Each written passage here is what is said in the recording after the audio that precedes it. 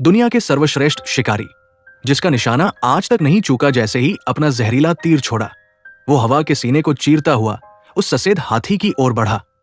लेकिन पलक झपकते ही वो तीर पत्थर का बन गया और एक भयानक गूंज के साथ जमीन पर गिर पड़ा।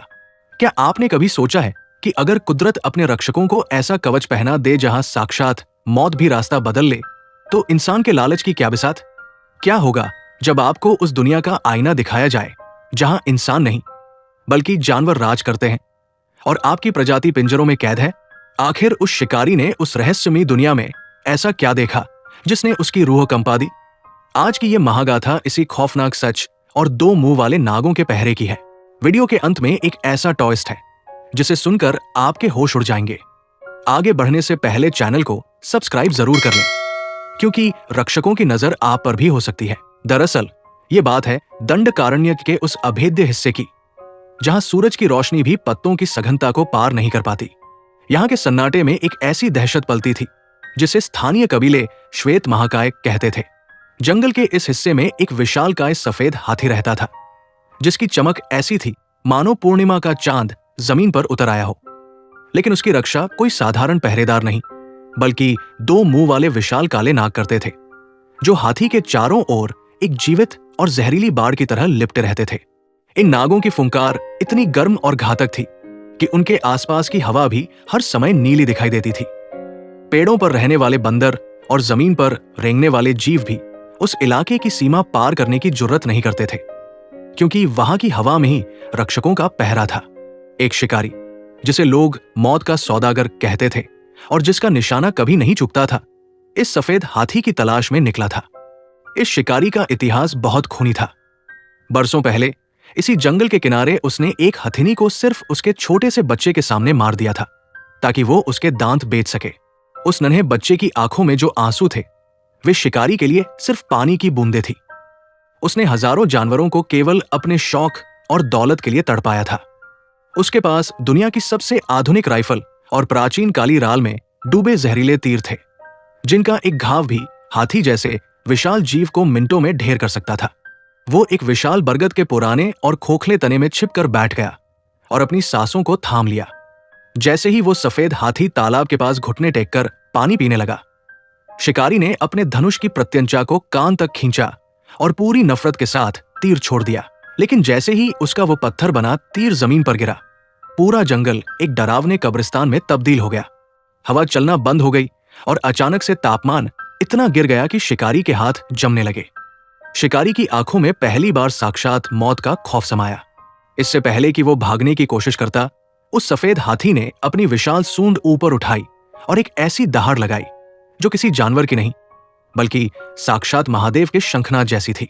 उस आवाज की लहरों से बरगद का वह विशाल पेड़ जड़ से उखड़ गया और शिकारी हवा में किसी सूखे पत्ते की तरह उछल पड़ा। उसे महसूस हुआ जैसे कोई अदृश्य हाथ उसे ब्रह्मांड के पार किसी अंधेरे भंवर में खींच रहा है, जहां चीखने के लिए गला तो था, पर आवाज नहीं। जब शिकारी की चेतना वापस आई, तो वो एक ऐसी दुनिया में था जिसे देख साक्षात काल का भी कलेजा कांप जाए। वहां आसमान का रंग लाल था और बादल काले धुएं की तरह रेंग रहे थे। वो एक विशाल नगर के बीचों बीच खड़ा था, लेकिन वहां की गगनचुंबी इमारतें ईंटों की नहीं, बल्कि इंसानी खोपड़ियों और हड्डियों से बनी थी।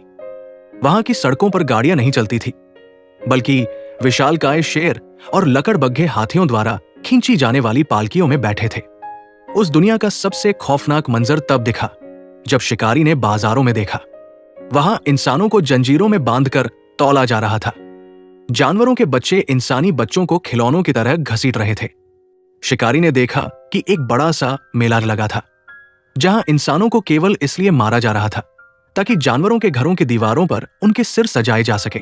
शिकारी को उन दो मुंह वाले नागों ने अपने जहरीले शरीर से जकड़ रखा था और उनके संपर्क से शिकारी का शरीर गलने लगा था। उसे उस न्यायालय में पेश किया गया जहां वही सफेद हाथी एक सम्राट की तरह स्वर्ण सिंहासन पर बैठा था। हाथी ने अपनी आंखें खोली और उसकी आवाज बिजली की कड़क बनकर शिकारी के मस्तिष्क में गूंजी।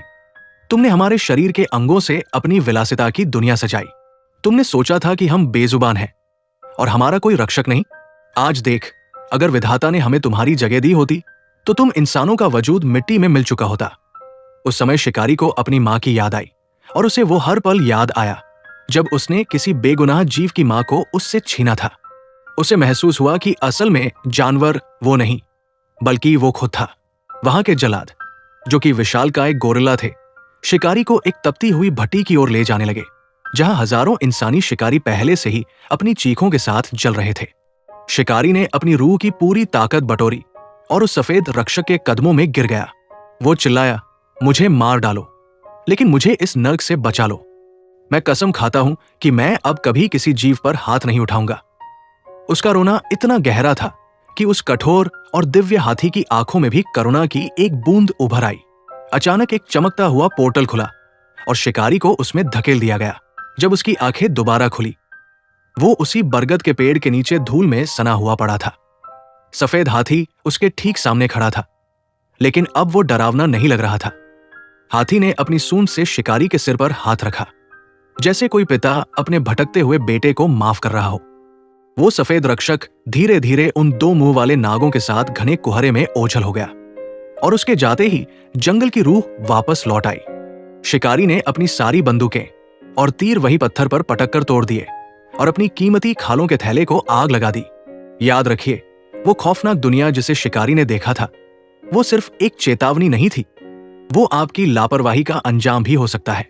सब्सक्राइब कीजिए, क्योंकि रक्षकों की नजर आपकी हर सोच पर है और शायद अगला बुलावा आपके लिए ही हो।